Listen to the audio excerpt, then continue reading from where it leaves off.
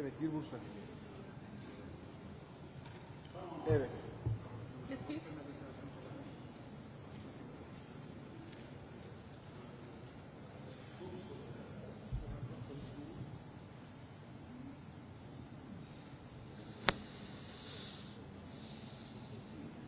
Okay, so like I said this morning, Volodymyr Zelensky held his word. He is present in Turkey today with his counselors, with his minister, with whom I met this morning.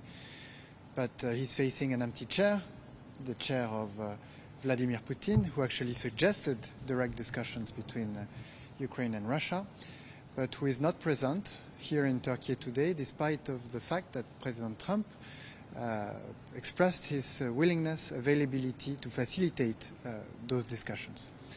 Of course, Vladimir Putin sent a low-level delegations in Turkey today because he wants to avoid the massive sanctions that the US, Europeans are preparing to force him to enter into peace negotiations. And if indeed discussions at technical level are held today, the best we can hope for is a ceasefire with no conditions and immediately.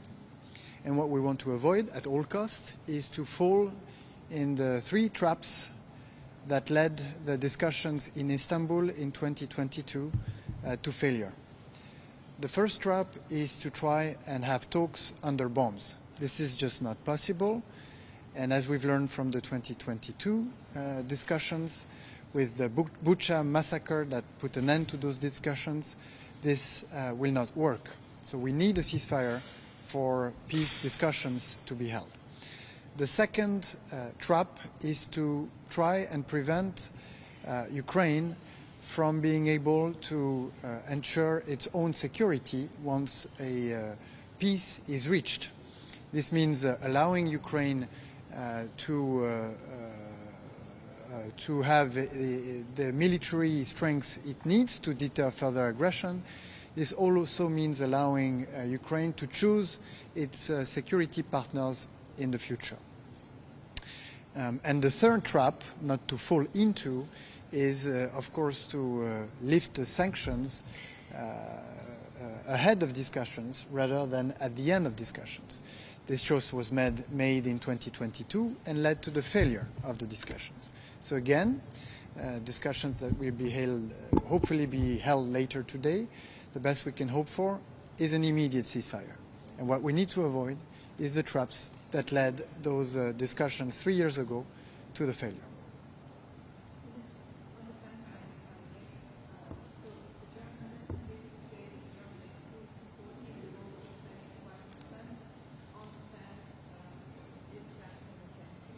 President Macron has already expressed that 3 to 3.5% target is the right one because it allows us to finance the capabilities, to bridge the capacity gaps to ensure the security of members of the alliance and in particular of European countries. We know we need to do more because the level of the threat has increased. We've seen this throughout those 3 years since Russia launched its war of aggression against Ukraine. And we see the threat rising beyond Ukraine. And I want to highlight the importance of what happened in Estonia, where for the first time, Russia responded to economic sanctions by members of the alliance with military action. This is a testament to the level of the threat that we're facing on the eastern flank of NATO. And at the same time, our American allies have expressed their willingness to shift part of the responsibility of European security to Europeans, something that we welcome because we want to develop our vision, our capacities in NATO, and this means building a European pillar. And this requires to raise our defense spending. Is the 5% figure the right figure, split in 3.5 and 1.5 as Mr. Rutte suggested? So again, the 3 to 3.5 target is the right one for core defense spending. And this means raising our efforts to achieve this goal. But this comes with spending that are going to concur to the increase in our defense capability, that are not direct defense spending, but that need to be achieved in order for us to be strong on different fronts. The cyber, the mobility of our armies, the resilience, all of those spending that are not directly military, but that will facilitate the security, or that will concur to the security in Europe. So, in your meeting earlier today with the Ukrainian Foreign Minister, did you talk about the expectations about the ceasefire? You mentioned an immediate ceasefire, but we are hearing reports from Ukraine like a 30-day ceasefire. Yes. Sorry, it's a 30-day ceasefire with no conditions and immediate. That's what President Macron, with the German Chancellor and the British and Polish Prime Minister, said very clearly in Kiev last Saturday, after the exchange with all the members of the coalition of the willing, and after the exchange with President Trump. So that's exactly what we're calling for. In fact, that is the US proposal that the Ukrainian accepted on March 9, which is more than 2 months ago. It's now up to Russia to seize this offer. Minister, could you also be more specific on the massive sanction you say EU and American are preparing against Putin if he's not changing the plan? Sure. So let's recall that we have already taken a number of sanction packages against Russia. In fact, if Russia is tampering with the Estonian Navy 3 days ago, this is precisely because our sanctions are biting. They're biting Russia, because as you remember, what happened in Estonia is that a sanctioned oil tanker was being stopped by the Estonian Navy, and Russian jet fighters came across to basically threaten the Estonian Navy not to stop a sanctioned oil tanker, an oil tanker used by Russia to circumvent those sanctions that we applied on Russian energy. So these sanctions, they are already very strongly affecting the Russian economy. We estimate that our sanctions cost Russia 400 billion euros, which is worth 3 years of military spending by Russia. But we want to go further, because Russia so far has not sent any signal of its willingness to negotiate or to start peace negotiation. That's why we adopted a 17th package of sanctions 2 days ago, or that will be formally adopted in a few days, but it was agreed upon 2 days ago. I'm very satisfied with this. In fact, France contributed heavily to the designation of oil tankers, of financial institutions, of companies providing dual goods, of entities and individuals contributing to disinformation campaigns and cyber attacks.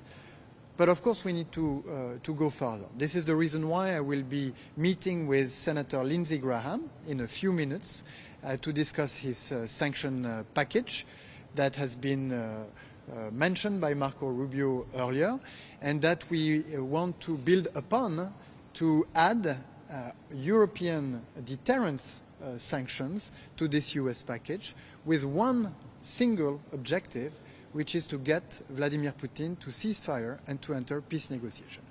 What will these deterrent sanction package recover? Well, they will include sanctions on oil and sanctions on financial institutions, because this is what is today fueling Russian war of aggression against Ukraine. One more question.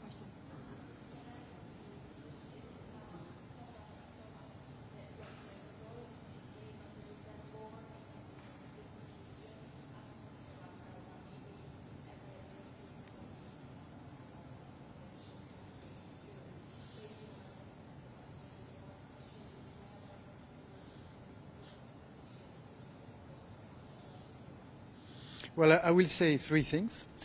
The first thing is that we call for an immediate ceasefire the free access and massive access of humanitarian help in Gaza, and the liberation of all of the hostages still held by Hamas. I will then say that the situation in Gaza on the humanitarian front is catastrophic because of the blockade that lasts for more than 2.5 months, that has led to a very dire situation that is not acceptable and that has to stop. I will also say that we will oppose and condemn the decisions, if they were made, announced by the Israeli government regarding further occupation and military action in Gaza. Of course, we want the Hamas to be disarmed. We want the Hamas to leave Gaza. We want the Hamas not to have any role in the future governance of Gaza. But there is no military solution to this issue, and we urge the Israeli government to refrain from implementing the announcements that were recently made. The last thing I will say is that we're working with Saudi Arabia to prepare for the UN conference on the two-state that we will be chairing with them, with the objective of paving the way for a political solution. And our approach is to work with other European or Western countries that would be ready to recognize the state of Palestine in a situation where Muslim or Arab countries would be willing and ready to normalize their relationship with Israel, in a situation where the Palestinian Authority would go further in the reforms that are needed to strengthen it, and we support those efforts, governance reform, but also schooling reform, and of course, in a situation where the Hamas will be disarmed and will be excluded from the future governance of Gaza. We think that we have a momentum to bring all this together, which will not only be a symbolic moment, but also a milestone, an important milestone on the path towards a political solution that will allow the Israeli and the Palestinians to live side by side in peace and in security. I thank you very much. Thank you very much. We have to thank you.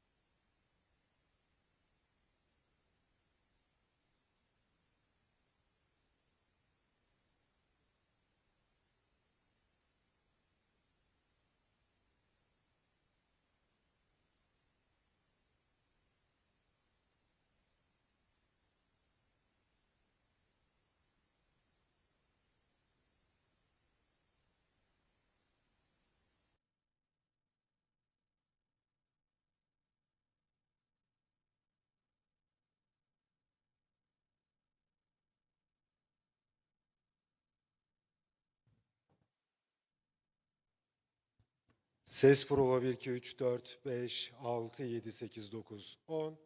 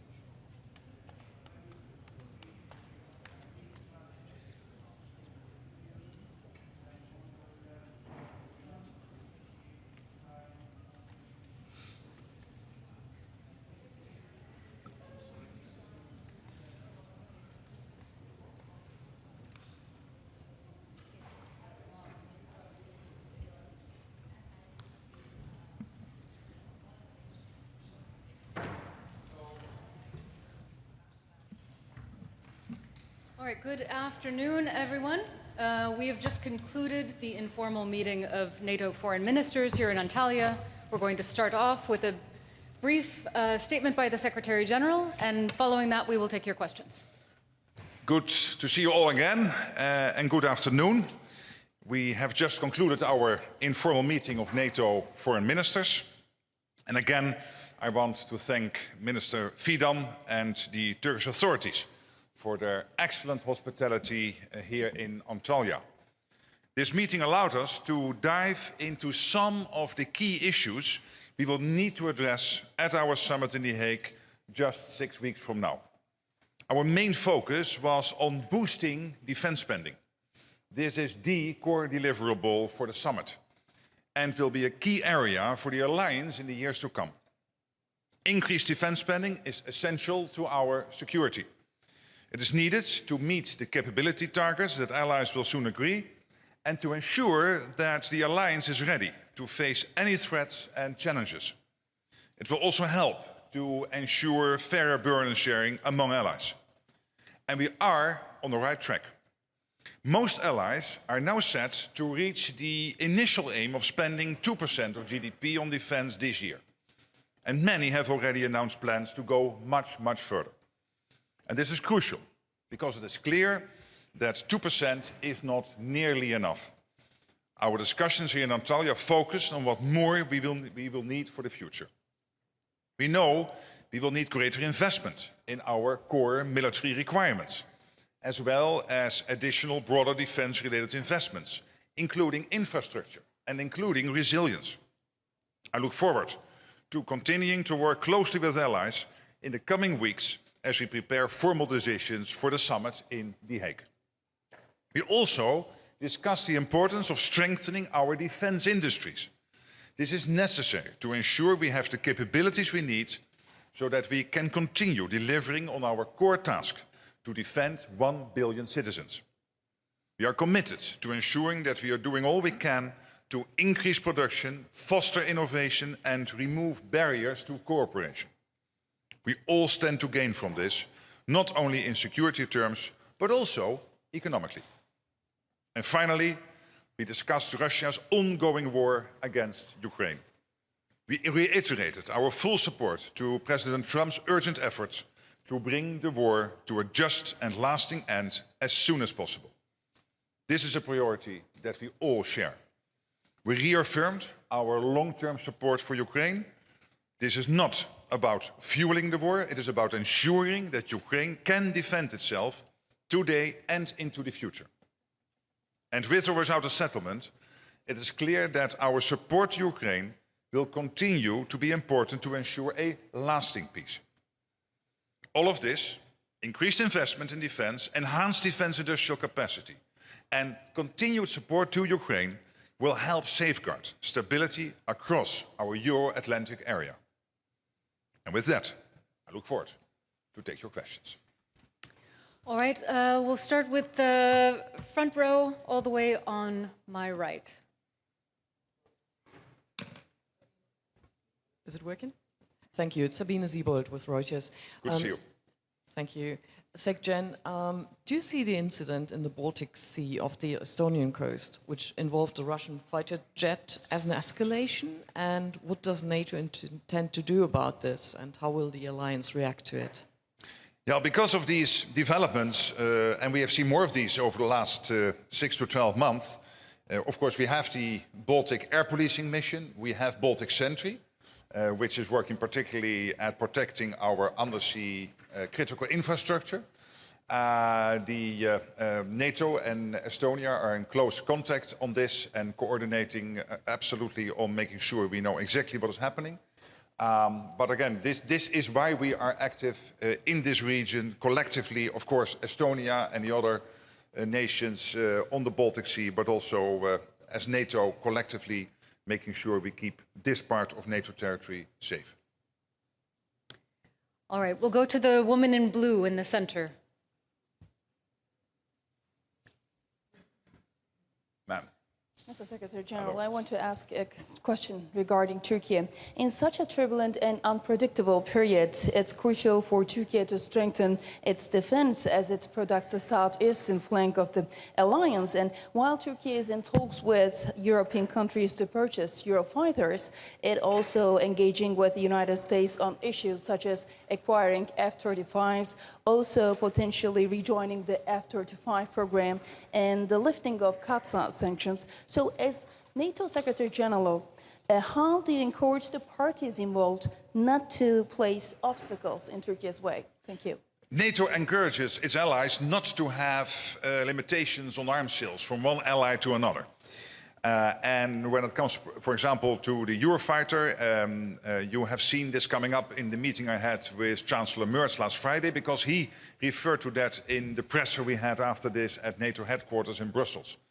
And obviously it is for the German government to decide on next steps. But I thought there was an opening there, and we'll see how this will be taken further. And this will probably lead to more discussions within the German government. All right, on the center aisle, gentleman in the fourth row. Thanks a lot, Thomas Gutschka with Frankfurter Allgemeine Zeitung. Secretary General, a question on the next, I think it's now called Hague Investment Pledge. The Hague Investment Plan, because it has to be real, and a pledge sounds a bit vague. All right. My question is how to actually get to the target on which allies will agree in The Hague. In your view, does it need to be underpinned by a clear and credible path for each member state, which would then also mean that NATO would review progress annually and report back where member states are, which is the procedure where we are now, but that was not how, for instance, it started with the Wales investment pledge from 2014, where no path was set. So what's your view on this? As you are from Germany, let me start by saying that Germany is really taking the lead here. Also today, it is clear that the German government has committed to spend much more on defense, and really wants, also when it comes to this debate, how collectively as NATO we will be able to face all our threats and challenges, that Germany is clearly taking the lead on this. And I'm very happy about this, because it is the biggest economy. It's the biggest economy in Europe and the second biggest economy in NATO after the United States. Of course, these discussions are still ongoing, but my assumption is, and I'm quite confident, that in The Hague we will commit to an ambitious spending target. It might be a target on the core defense spending, but also a clear commitment on defense-related investments. Obviously, just saying that we will have to get there in a couple of years and then doing nothing is not helpful.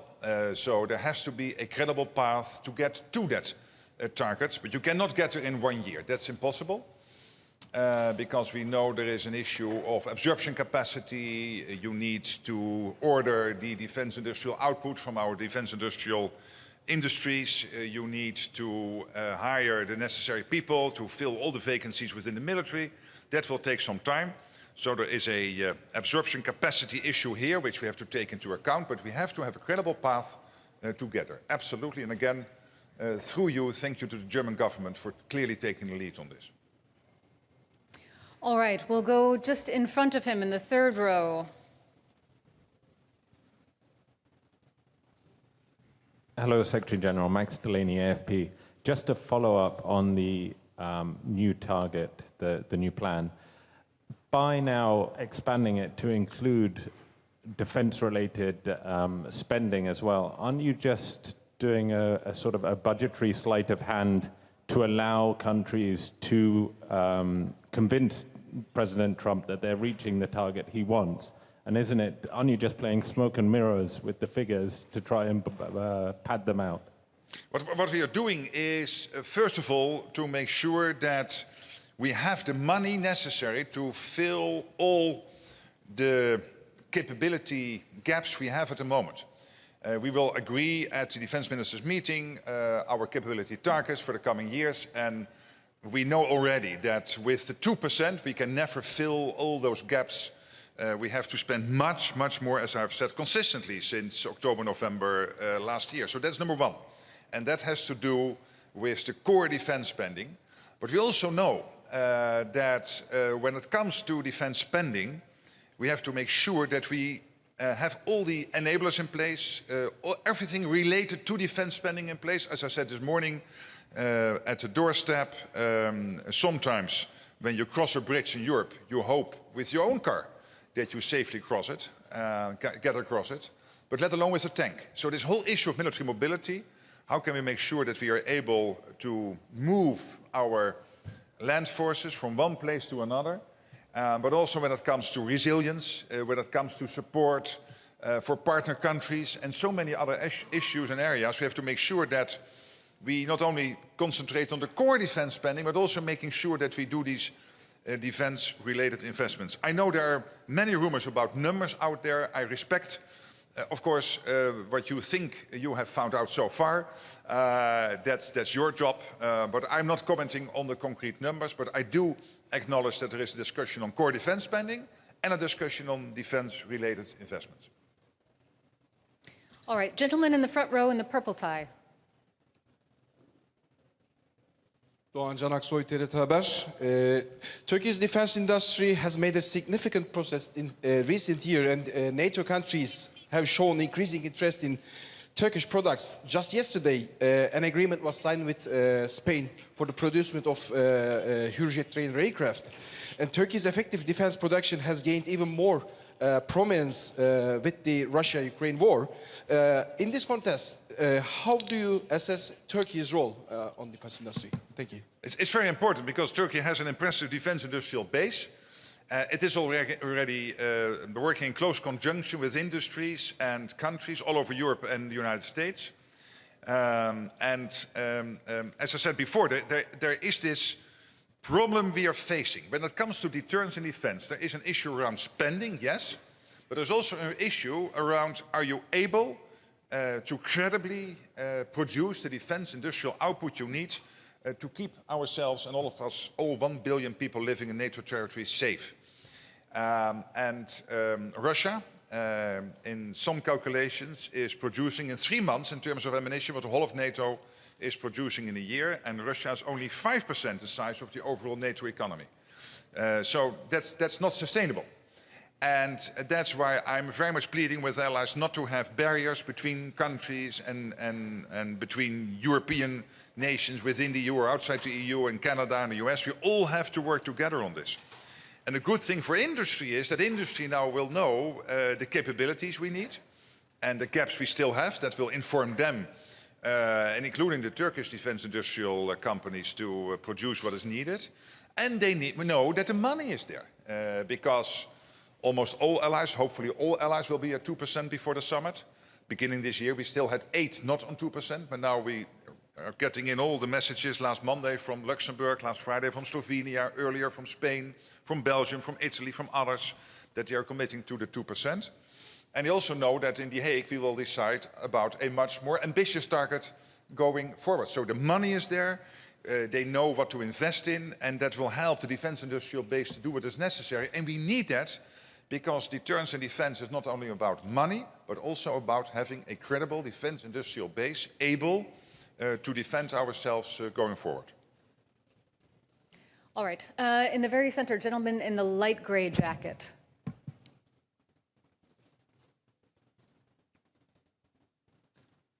Mr. Secretary General, would you like to see... The microphone is... Sorry. Yeah, great. Work better now. Would you like to see the upcoming summit communique clearly stating that Russia is the most important threat for all the allies, the entire alliance? And do you expect this to happen? Well, clearly in the strategic concept and in the Washington Declaration and in every press conference I am giving, we repeat that Russia is the long-term threat.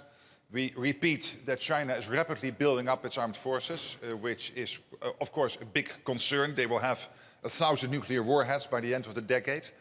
And we repeat that terrorism is also one of the areas NATO is focusing on, because terrorism is a core task for NATO to fight terrorism. And we are here in Turkey. This country has been hit by terrorism, but also other countries in NATO have had their share of terrorist attacks over the last decades. And so all these threats are there. I will keep on repeating them based on the language we have agreed. And I expect for the NATO summit in The Hague to really focus very much on defense industrial production, focus on the defense industrial plan, so to make sure that the money is there, that the products are there, focusing on Ukraine, and then what exactly will be the format of the conclusions of the communique. We'll see what is the best way to play that. All right, and then just in front of him, the woman in the beige jacket.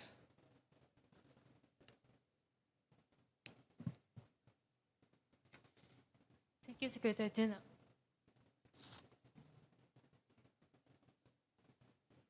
It's working. Sorry. Yeah, it's working. Thank you. My name is Mizuho Morioka from Asahi Shimbun, Japan. And according to some report, NATO has decided to invite IP4 leaders to the summit. And what kind of discussion do you expect in Hague with this region? There are no announcements at this moment about invites other, of course, than the 32. So as soon as that is ready to make those announcements, we will make them. But more generally speaking, when it comes to the partners in the Pacific, that is a very important relationship for NATO. So I'm now not commenting on yes or no them being at the NATO summit, but this is an important relationship. One of the reasons I was in Japan a couple of weeks ago to have discussions with the foreign minister, the defense minister, and a very pleasant and successful dinner with the prime minister.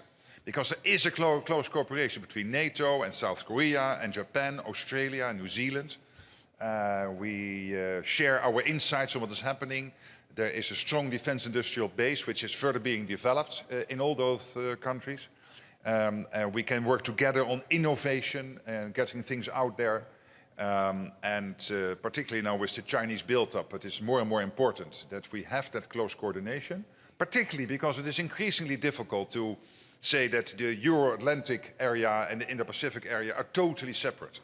They are not. They are clearly interconnected. All right, we have time for one or two more questions. I'll come to this side of the room, the woman in the second row on the aisle. Secretary General, Maria Ortega from TRT Spanish. Turkey is hosting two big meetings today, here at NATO, and as we all have our eyes also in Istanbul. So two questions. What does this say about the role of Turkey in the alliance? And there are any efforts among the other countries in the alliance to ramp up these efforts of bringing peace to the region and other parts that it's so much needed?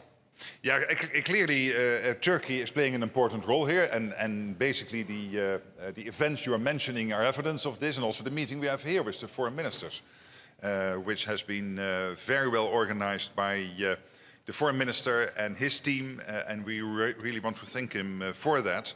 And the convening power of Turkey is clearly there. We can see it every day. And I think that is important. That does not mean that other countries are not also involved. We have, of course, the coalition of the willing, in which Turkey is participating, which originally was brought together by the French and the Brits, but which is now much bigger. And we have other initiatives to make sure that whenever a ceasefire or a peace deal is done on Ukraine, that it is lasting, that it is durable, that we will have no repeat of what happened in 2014-15 with the Minsk agreement, which was basically challenged still when the ink was not dry, by which this agreement was written. So we cannot have a repeat of that. It has to be lasting. It has to be durable. And then to this week, the ball now is clearly in Russia's court. The Russians are sending a low-level delegation now and not taking up the opportunity President Zelensky has been providing. He said, I'm willing to sit with Putin. As soon as a ceasefire is there, we are willing to negotiate a peace deal. So Ukraine is clearly ready to play ball. But that ball is now in the Russian court. And I'm really thankful for the fact that the United States is laser focused. The president and his whole foreign policy team, including Marco Rubio, on bringing peace to Ukraine. All right, thank you so much. That's all we have time for today. Thank you. Safe travels.